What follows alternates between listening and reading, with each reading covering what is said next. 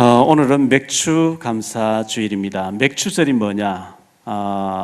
출애굽한 이스라엘 백성들에게 하나님께서는 너희가 구원받은 하나님 자녀가 맞냐? 그러면 세 가지 절기를 지켜라 이렇게 말씀하셨어요.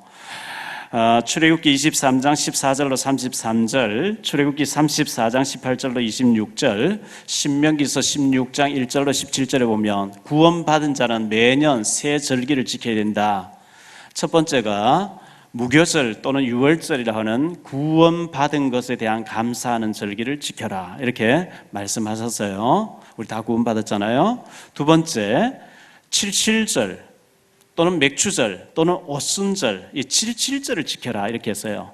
애굽에서 피를 바르고 양의 피를 바르고 해방받아서 나왔는데 잠시 광야에 머무는 동안에 밀과 보리를 뿌렸는데 50일 만에 수확을 하게 됐어요.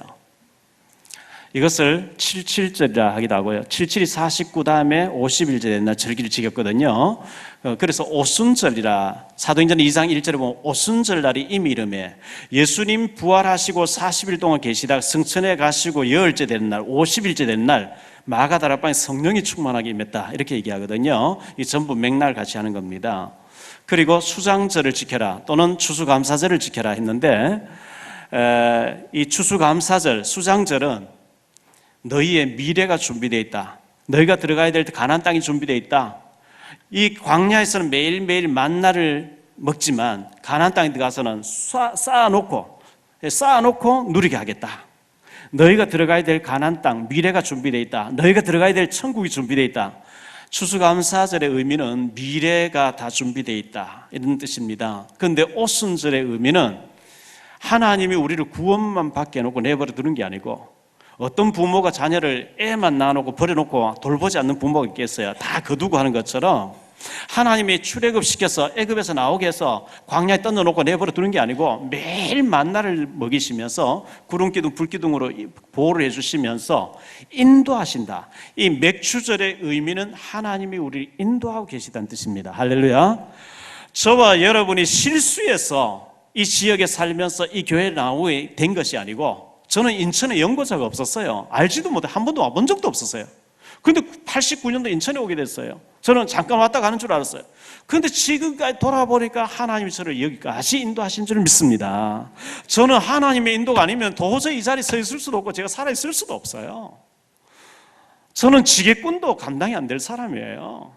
그런데 지나놓고 보니 하나님이 저를 구원하셨고 세밀하게 인도하셨고 신학교로 보내서 복음 만나게 해서 전도자로 하나님이 여기까지 인도하신 줄 믿습니다. 하나님이 이 맥추절의 의미, 칠칠절의 의미, 이 오순절의 의미는 성령 인도 받으라, 성령 충만 받으라 그런 뜻이에요. 여러분들이 지금까지도 하나님의 인도를 받아 살아왔고 앞으로도 하나님이 천국 가는 날까지 인도하실 줄 믿습니다. 고린도전서 3장 16절에 너희가 하나님의 성전인 것과 하나님의 성령이 너희 안에 거하시는 것을 알지 못하느뇨 이렇게 말씀하셨고 고린도전서 12장 3절에 성령이 오셔서 믿어지게 안 해주면 예수를 주라 시인할 자가 없다. 안 믿어진대요. 안 믿어지는데 어떻게 부르겠어요? 성경 말씀이 하나님 말씀이고 예수님이 하나님 보내신 하나님의 아들이고 구세주가 십자가에 우리의 죄 문제 해결하시고 믿어졌다는 것은 성령님이 오셔서 믿어지게 해주실 줄 믿습니다. 요한복음 14장 16절로 17절 26절에 보면 보혜사 성령으로 예수님이 우리에게 오셔서 우리에게 가르쳐주고 생각나게 하면서 우리를 인도해 가신다 그랬어요. 여러분이 실수해서 오늘 이 자리에 앉아 계신 게 아니고 하나님이 인도하셔서 이 자리에서 예배 드린 줄 믿습니다. 시편 48편 14절에 하나님은 우리를 죽는 날까지 인도하신다 그랬어요. 우리가 죽어서 천국에 들어가는 그 순간까지 인도하시겠다. 이스라엘 백성들이 애굽에서 나왔는데 구름기둥 불기둥 나타나서 인도합니다. 광야 40년 동안 낮에는 시원한 구름기둥으로 밤에는 따뜻한 불기둥으로 보호를 하시다가 가나안 땅에 딱 들어가니까 더 이상 갈 필요가 없으니까 구름기둥 불이 사라진 것처럼 우리가 천국에 들어가면 더 이상 인도받을 필요 없으니까 왜 천국에서 이제 영원히 살아야 되니까요. 그때까지 성령으로 인도하시는 줄 믿습니다. 인도하셔요. 아브라함이 75세에 예수 믿기 시작했는데 175세에 죽거든요. 100년 동안 신앙생활하는데 아브라함이 늘 하나님의 음성 들려주고 나타나시기 아니고 5번 나타났어요. 100년에 5번이면요, 평균 25년에 한 번 나타나는 거예요. 그래 아브라함이 막 헷갈리는 거예요. 하나님 매일매일 막 이렇게 해주시면 좋겠는데, 그런데 아브라함이 불신앙하고 그 부인을 동생이라고 빼앗기고 뭐 왔다 갔다 한, 그건 아브라함의 자기 사정이고, 하나님은 보호하셨고 인도하시고 말씀하시는 역사하신 줄 믿습니다. 요셉에게 하나님이 너 30살 되면 내가 총리를 쓸게, 30살까지 잘 참고 기다려라, 미리 이렇게 말씀해서 참 태연하게 있을 텐데, 막연하게 길이 안 보이니까 요셉이 장관 붙잡고 28살 때 당신이 나가거든 나를 좀 기억해서 빼내달라 뭐 이런 얘기도 했거든요. 그런데 하나님 완벽하게 요셉이 죽을 때까지 성령으로 세밀하게 인도하신 줄 믿습니다. 그래서 구원받은 사람은요, 성령 인도 안 받고 살 길이 없어요. 성령 인도 안 받고 우리가 다른 길 갈 때마다 우리가 매 맞고 어려움 당하고 이렇게 했잖아요. 추수 맥추 감사절은 상반기 동안에 하나님 인도하신 감사합니다. 하반기에도 인도하실 줄 믿습니다는 것을 감사로 절기를 지키는 것인데, 감사가 그치지 않는 저와 여러분 되시기를 예수 이름으로 축원합니다. 하나님이 우리를 세계 복음화의 사명자로 불러주셨어요. 세계 복음하면 동네 복음화도 못하고 가정 복음화도 못하는 무슨 나를 세계 복음화 이렇게 생각하는 사람 많이 있습니다. 안 믿어지겠죠? 저도 안 믿었어요. 내 문제도 해결 안 되는데 내가 무슨 세계 복음화냐 이런 생각했거든요. 아브라함, 성경에 창세기 11장부터 아브라함 얘기 쫙 나오잖아요. 어디까지? 신약에도 많이 나와요. 마태복음 1장 1절에 아브라함과 다윗 자손 예수 그리스도 세계를 할 만큼 아브라함 얘기 많이 나오는데요. 여호수아 24장 2절에 보면 아브라함은 바벨론, 지금 이라크란 나라에 갈대아 우르라는 지역에서 우상 숭배하는 집안에서 우상 숭배하고 있었대요. 그런데 하나님 그에게 나타나서 너 여기서 우상 숭배하다가 지옥 가지 말고 예수님 오실 땅 가나안 땅이라고 있는데 그곳으로 가자. 너의 본토, 친척, 아비집 모든 것 다 버리고 내가 네게 보여줄 땅으로 가라. 내가 너를 복의 근원으로 세우겠다. 할렐루야. 아브라함 그게 안 믿어졌어요. 안 가니까 형이 죽죠, 아버지 죽죠, 할 수를 떠났어요. 그런데 하나님은 그를 아브라함을 완벽하게 믿음의 조상으로 세우셨고, 아브라함, 이삭, 야곱, 요셉 그의 4대까지 얘기를 창세기 기록하고 있는 거 있죠. 출애굽 가서는 그 후손들이 민족이 돼서 애굽에서 나오는 그런 역사를 기록하고 있단 말이죠. 아브라함도 자기가 세계복음화 주인공을 안 믿어졌어요. 몰랐어요, 그런 줄, 자기 중요한 줄을. 사도행전 6장 1절에 보면요, 초대교회 이 성도들이 얼마나 가난했는지 히브리파 헬라파가 모여가지고 왜 히브리파 과부든 구제품 주면서 헬라파 과부든 구제품 안 주느냐 이래가 싸움 붙은 거예요. 여러분 여유 있으면 구제품 뭐 옷 하나 준다, 헌옷 준다 안 받습니다. 구제품 하나 받으려고 막 싸우고 이렇게 그 정도로 가난했거든요. 그 가난한 그들을 통해서 예수님께서는 사도행전 1장 8절에 오직 성령이 너희에게 마시면 너희가 권능을 받고 예루살렘과 온 유대와 사마리아와 땅끝까지 이르러 내 증인이 되리라. 그 말이 너무 현실성이 없는 것 같잖아요. 안 맞는 것 같잖아요. 그런데 하나님 능력 주어서 그들을 통해서 로마까지 복음화에 들어가는 역사를 이루신 줄 믿습니다. 저는 제 문제 해결 안 되고, 저는 초등학교도 중퇴했고요. 중퇴 뭐 졸업도 제대로 못했고, 기초가 너무 없고, 밥 먹는 거 해결 안 되고, 죽을 지경인데 하나님 저를 목회자로 부르시고, 세계복음화 이렇게 얘기하시는, 제하고는 전혀 상관없는 줄 알았어요. 그런데 하나님의 계획은 저를 다듬고 만들어가지고 기어코 코너에 몰아서 그 일을 하게 하시는 게 있죠. 저와 여러분을 세계복음화의 주역으로 부르신 줄 믿습니다. 로마서 16장 1절로 27절에 보면 34명의 명단이 나옵니다. 바울의 제자들입니다.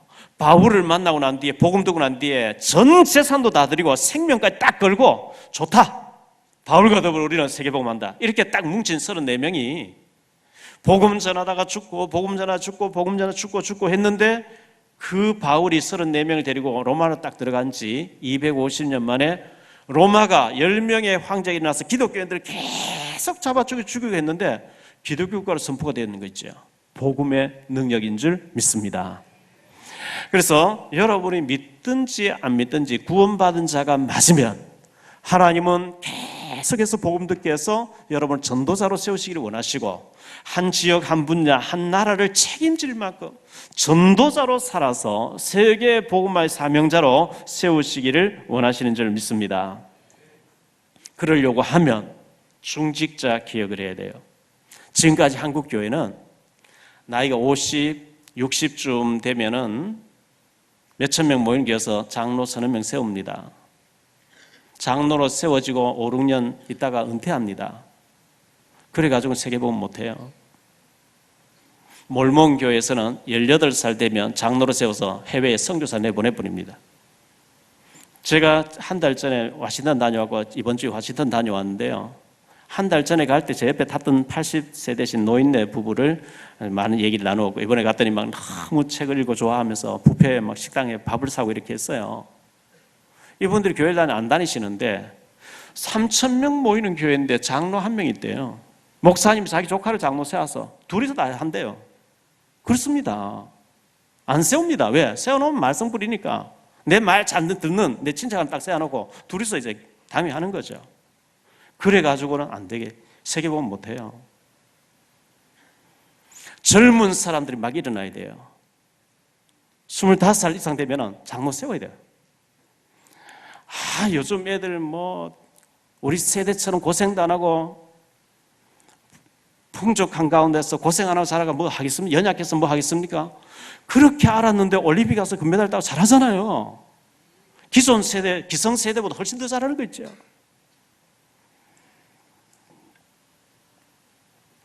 저희 교회 자세히 보면 일꾼들 많이 있습니다.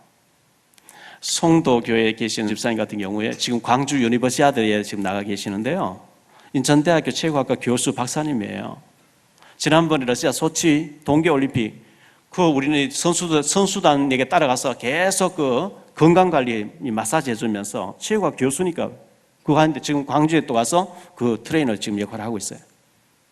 우리 교회 집사님 같은 경우는 서울대학교 대학원 박사, LG 연구원 최고의 엘리트입니다. 이런 분들은 그냥 주일날 잠깐 예배만 드리고 가지 마시고 우리 교회 안에 중학생들 가운데 수학이 떨어지는 애들 많이 있습니다. 그 재능 기부를 하셔야 돼요. 수학 전문가라니까요. 그러면 좀 하셔야 돼요. 그 애들 살려내야 되죠.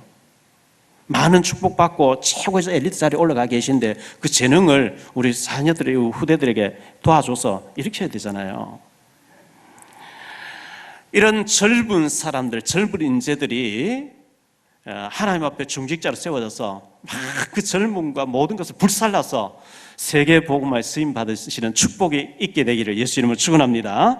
이사야서 6장에 나라가 망하게 됐어요. 하나님께서 이사야를 통해서 바벨론의 포로로 끌려간대요. 이사야가 하나님 앞에 기도합니다. 하나님 왜 이렇게 망했습니까? 언제까지 망합니까? 언제까지 우리가 얼음 당해야 됩니까? 후대를 일으킬 때까지 망한다 그랬어요. 그 후대 그루터기 밤나무 상순이란 배임을 당했는데 그 새순이 일어나서 그루터기가 일어날 때까지 얼음 나간다. 그 그루터기를 영어로 렘넌트라고 합니다. 렘넌트가 일어날 때까지 얼음 나간다는 거예요. 렘넌트를 일으켜야 됩니다. 아멘. 우리 자녀들을 일으켜야 됩니다. 그러려고 하면 젊은 친구들 일어나서 중직자 돼서 우리 후대들을 막 동생같이 해가지고 막 끌고 나가고 이렇게 막 일어나야 됩니다. 우리 젊은 청년들이요, 여러분의 인생을 축복하실 분은 하나님이신 줄 믿습니다. 내가 애써서 노력해서 밥은 겨우 먹을 수는 있어요. 그런데 진짜 축복은 하나님이 축복의 문을 여셔야 됩니다. 여러분을 축복하실 분은 하나님이시기 때문에 내가 누구를 보낼고 주여 내가 여기 있습니다 나를 보내소서, 이사야가 외쳤던 것처럼 주님 내가 여기 있으면 나를 서 주옵소서. 이런 청년들 많이 일어나게 되기를 바랍니다.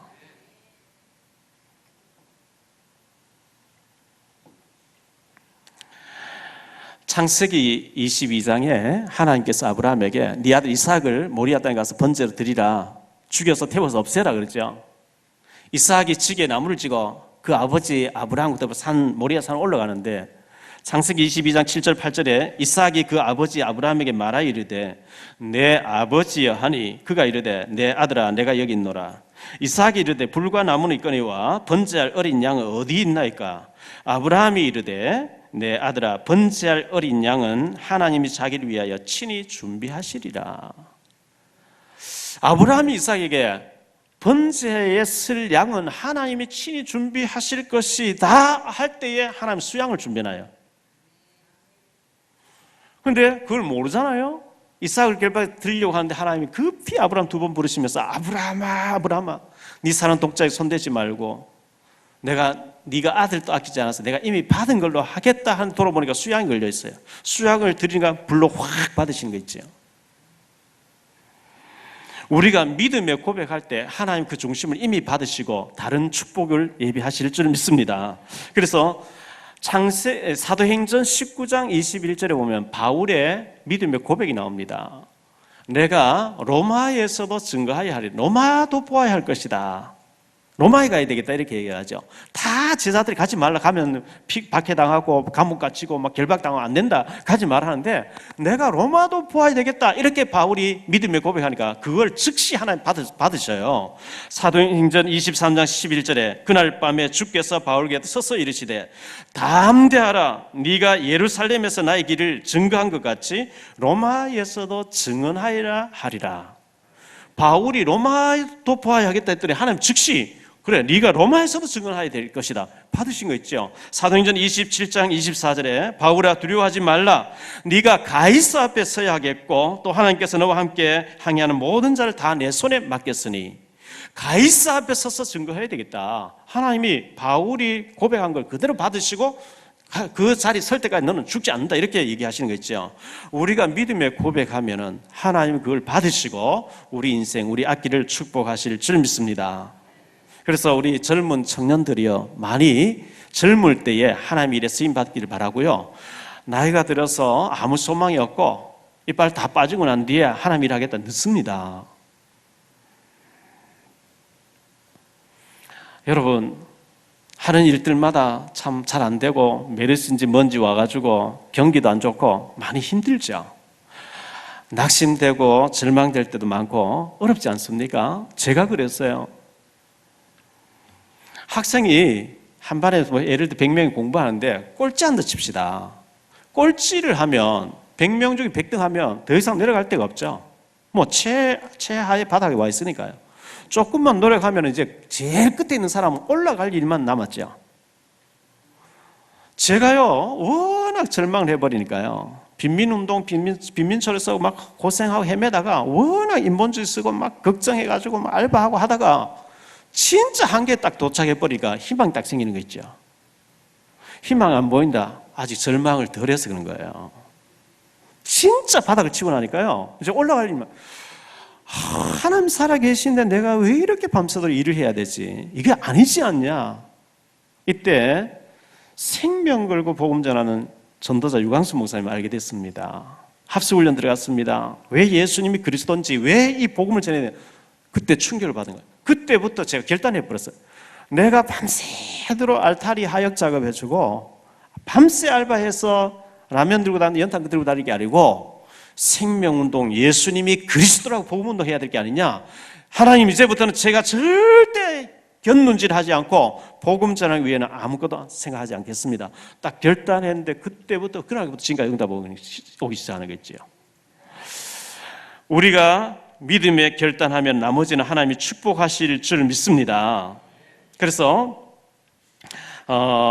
우리가요 인간이 얼마나 간사한지 사돈의 8촌이라도 기댈 때가 있으면 하나님 찾기보다 사람 더 의지하고 내가 기댈 때를 찾아다니게 돼 있어요. 그런데 앞뒤 좌우 양사방 다 막혀버리고 길이 없으면 그때 이제 우리가 하나님 찾게 돼 있고 하나님 바라보게 돼 있거든요. 성경 열왕기상 18장, 19장, 20장에 보면 남조 유다, 북이스라엘 남조 유다가 있는데 남조 유다의 13대 왕이었던 히스기야라고 하는 아주 선한 왕이 나옵니다. 다윗 다음으로 선한 왕이었는데요. 이 히스기야의 아버지 왕이 굉장히 우상 숭배를 많이 해요. 그래서 하나님께서 아수르 왕이 들어와서 정복해 가서 아수르의 조공을 바치도록 지배를 당하도록 해놨는데 히스기야가 우상 다 제거하고 예배드리고 기도하고 성령 충만하니까 하나님이 막 히스기야에게 남조 유다에 축복하는 거예요. 그래서 히스기야가 더 이상 나는 아수르를 섬기지 않겠다. 독립을 선언해버려요. 독립을 선언했는데 아수르 왕 사네립이 북이스라엘 들어와서 사마리아를 3년 동안 감싸버린 거 있죠. 포위를 해버려요. 3년 동안 포위를 당하니까 북이스라엘 스스로 뭐 바깥에 무역이 돼야 되는데 딱 포위를 당해보니까 3년 만에 무너져 버린 거죠.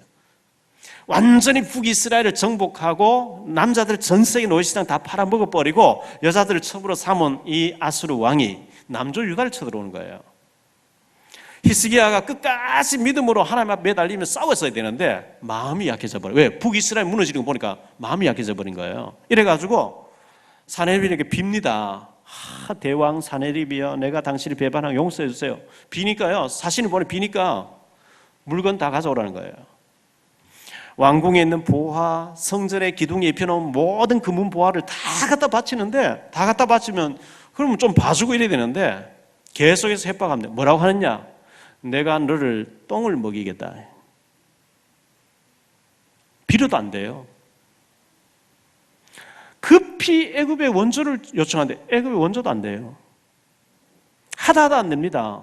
아수르 군사 18만 5천 명이 들어와서 히스기야가 있는 왕국을 겹겹이 18만 5천 명 딱 포위를 해버린 거죠. 사마리아를 포위하듯이 딱 포위를. 이래가지고 히스기야가 더 이상 꼼짝달싹 못하는 가운데 하나님 앞에 엎드린 거예요. 엎드려서 하나님 앞에 밤새도록 기도합니다. 히스기야가 보낸 편지를 펴놓고 기도합니다. 하나님, 이 히스기야가 하나님 조롱하는 편지를 보세요. 하나님, 이거 보시고 응답해달라고 막 엎드려 기도하는데요, 열왕기하 19장 35절에 이 밤에, 히스기야가 엎드려 기도한 밤에 여호와의 사자가 나와서 아수르 군사 18만 5천을 치지라. 아침에 일어나 보니 18만 5천 다 송장이 되어 있더라. 할렐루야. 천사 한 명이 나와서 히스기야 기도를 듣고 18만 5천 쳐버렸는데 전체 시체가 되어 있는 거예요. 그때 그 천사는 지금도 활동하는 줄 믿습니다. 히스기야의 기도를 들으신 하나님은 지금 우리의 기도도 들으시는 줄 믿습니다. 우리가 오로지 기도, 오직 주님이 돼야 되는데 우리는 그래 안 되고 자꾸 사람 의지하고 아직도 세상 의지하고. 이게 하나님은 그게 다 끊어지고 주님 바라보기를 원하시거든요. 그럴 줄 알았으면 진작 엎드릴 걸. 보물 다 갖다 바치고 그렇게 할 게 아니고 진작 엎드릴 것인데, 이스라엘 백성들이 애굽에서 나왔습니다. 구름기둥 불기둥 따라 나옵니다. 구름기둥 불기둥 따라왔는데 앞에로 홍해바, 뒤에는 애굽 군대 쳐들어옵니다. 진퇴양난입니다. 큰일 났습니다. 위기를 만났습니다. 막 부르짖고 애굽으로 돌아가자. 모세가 출애굽기 14장 13절로 14절에 너희는 가만히 있어서 여호와께서 너희를 위하여 행하시는 구원을 보라. 여호와께서 너희를 위하여 싸우실 것이라. 모세가 지팡이를 확 내미니까 홍해 갈라지는 게 있죠. 이스라엘 백성들이 마른 땅으로 건넜어요. 애굽 군대에 들어왔습니다. 모세가 손을 내미니까 물이 봉해져 버린 게 있죠. 수장돼 버렸어요. 구원받은 우리가 어려운 위기를 만날 때 그때는 기적이 일어날 시간표인 줄 믿습니다. 그래서 히브리서 4장 16절에 때를 따라 돕는 은혜를 얻기 위해 은혜의 보좌 앞으로 자꾸만 나아가라 그랬어요. 오늘 또 여러분이 하나님 앞에 은혜 있는 하루가 되시기를 예수 이름으로 축원합니다. 오늘 이 말씀을 가지고 세 가지로 말씀드리려고 하는, 첫째, 우리가 신앙생활하는 가운데 오해될 때가 있어요. 오해받을 때 참 힘들죠. 오해받으면 누명 쓸 때가 있습니다. 억울하게 누명 쓸 때, 뭐 잘못해가지고 정죄당하는 당연한 것이고요. 진짜 잘못한 게 없고 믿음으로 사는데 어려움 당했을 때, 그때 하나님 앞에 축복받을 시간표입니다. 자, 창세기 39장에 보면요, 요셉이가 노예로 팔려갔어요. 애굽의 2인자인 보디발 그 시위대장, 국방부 장관 집에 노예로 들어가 있는데, 이 보디발의 부인이 요셉을 보고 자꾸 윙크를 하는 거 있죠. 죄를 짓자. 요셉 피합니다.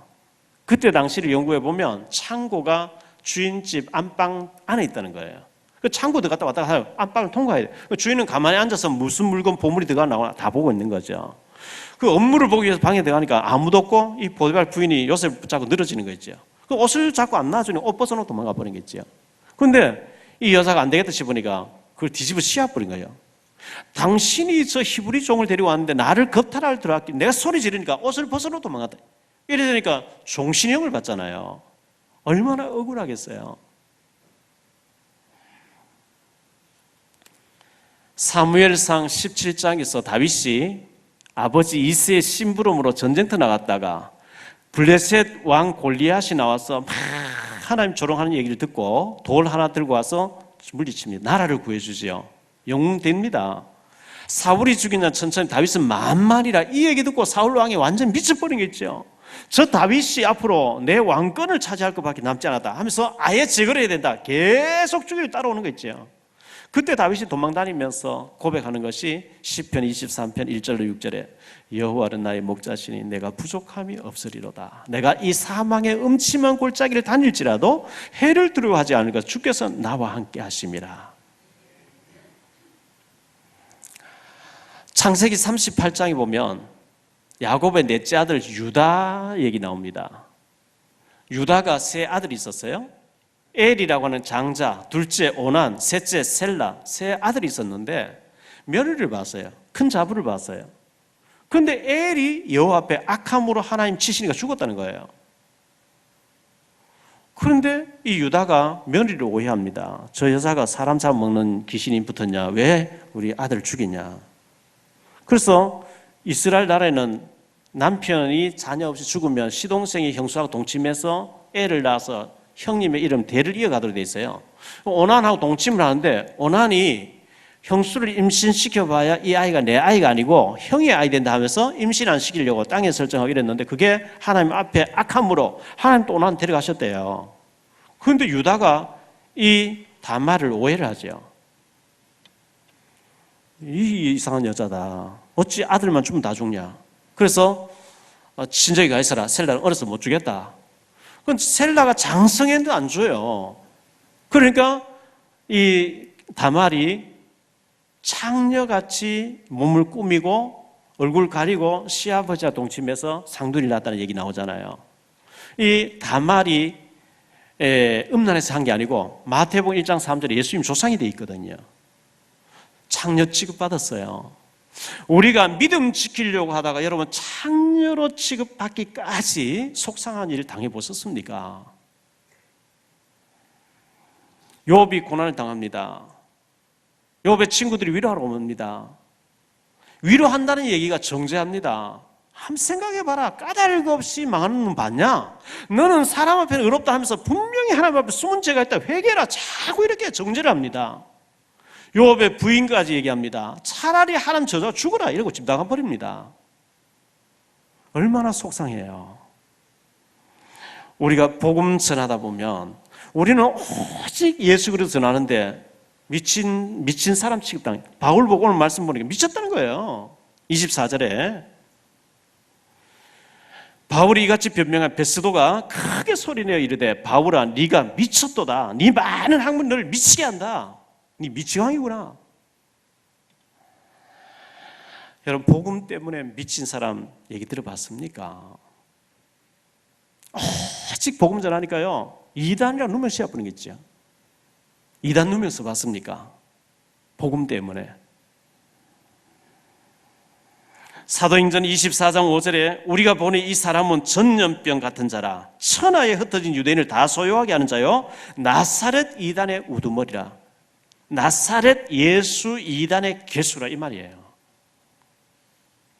사람이 다 이단이라 하고 이단의 우두머리라 해도 하나님이 보실 때는 참 전도자예요. 아멘? 왜? 예수 그리스도밖에 없다고 외치기 때문에 그렇습니다. 다른 걸 전하는 그게 사입이에요. 그게 적그리스도예요. 두 번째, 바울은 내가 미친 것이 아니고 참말을 하나이다. 참말. 하나님 들으실 때 참말이 있고 헛소리가 있어요. 실상이 있고 허상이 있어요. 25절에 바울이 이르되 베스도 각하여 내가 미친 것이 아니요 참되고 온전한 말을 하나이다. 참되고 온전한 것, 온전한 말. 그 참되고 온전한 것이 뭘까요? 하나님이 우주 만물 창조하셨고 원래 인간이 하나님의 형상대로 지음받았는데 인간이 하나님의 약속을 깨버리고 마귀 따라가서 저주와 사단과 지옥에 가게 됐는데 그 길을 해방해 주기 위해서 그 문제 해결하시려고 하나님이 하나님의 아들 예수 그리스도를 보내신 줄 믿습니다. 이 그리스도밖에 다른 길이 없다고 하는 그게 참말이에요. 다른 복음자는 그게 사입이에요. 그게 적그리스도예요. 오직 하나님의 아들 예수 그리스도밖에 없는 줄 믿습니다. 그분이 십자가에서 우리 죄를 다 해결했어요. 갈라디아 1장에 바울은 얘기합니다. 하늘로서 온 천사일지라도 다른 복음을 전하면 저주를 받을지니. 왜? 다른 복음은 없기 때문입니다. 세 번째로, 이 하나님은 바울을 전도자로 부르시는데요, 저와 여러분을 전도자로 쓰임받기를 하나님 원하시는 줄 믿습니다. 그래서 28절에 보니까 바울이에요, 아그리빠가 바울에게 이르되 네가 적은 말로 나를 권하여 그리스도인이 되게 하려 하는도다. 29절에 바울이 이르되 말이 적으나 많으나 당신뿐만 아니라 오늘 내 말을 듣는 모든 사람도 다 이렇게 결박된 것 외에는 나와 같이 되기를 원하나이다 하니라. 말을 많이 해도 쓸 말이 없는 말, 헛소리가 있는가 하면요, 말을 적게 하는데도 굉장히 바른 말이 있거든요. 바울은 몇 말을 안 했는데 이 아그리빠 왕이 네가 적은 말로 나를 그리스도인 되게 하려고, 말이 적으나 많으나 그게 중요한 게 아니고 내가 이렇게 결박된 것 외에는 모든 사람, 여기 있는 모든 사람이 나와 같이 그리스도 하는 사람 되기를 원합니다. 바울이 이렇게 얘기했어요. 바울은 쇠사슬에 묶여 있대요. 사도행전 21장 33절에 보니까요, 두 쇠사슬로 바울을 결박시켜라 이런 말이 결박돼 버려요. 오늘 말씀에도 보니까 29절에 이렇게 결박된 것 외에는 이러죠. 31절에 물러가 서로 말하되 이 사람은 사형이나 결박을 당할 만한 행위가 없다 하더라. 바울은 지금 쇠사슬에 묶여서 끌려다니고 있어요. 중죄인처럼 끌려다니고 있어요. 왜요? 복음 전하니까 사탄이 그렇게 해요. 복음 때문에 결박당하고 복음 때문에 이단 누명 쓰고 복음 때문에 어려움당한 사람들, 하나님이 하늘의 상급으로 축복하실 줄 믿습니다. 마가복음 10장 29절 30절에 예수께서 이르시되 내가 진실로 너희에게 이르노니 나와 복음을 위하여 집이나 형제나 자매나 어머니나 아버지나 자식이나 전토를 벌인 자는 현세에 있어 집과 형제와 자매와 어머니와 자식과 전토를 100배나 받되 박해를 겸하여 받고 내세의 영생을 받지 못할 자가 없느니라. 여러분, 복음 때문에 박해를 받는 자는요, 이 땅에서도 100배의 축복이 임한대요. 이런 축복이 있게 되기를 바랍니다. 마태복음 10장 42절에 나를 위하여, 복음을 위하여 냉수 한 그릇이라 대접하는 자는 결단코 상을 잃지 아니하리라. 히브리서 11장 23절 26절에 믿음으로 모세는 잠시 제약의 악을 누린 것보다, 애굽의 그 보화를 누린 것보다 하나님 백성 그리스도를 위해서 고난받는 것을 더 큰 상급으로 여겼다 그랬어요. 상 주시는 이심을 바라봅니다. 마태복음 5장 10절로 12절에 의를 위하여 박해를 받는 자는 복이 있나니 천국이 그들의 것입니다. 나로 말미암아 너희를 욕하고 박해하고 거짓으로 너희를 거스려 모든 악한 말을 할 때에는 너희에게 복이 있나니 기뻐하고 즐거워하라. 하늘에서 너희의 상이 큼이라. 너희 전에 있던 선지자들도 이같이 박해하였느니라.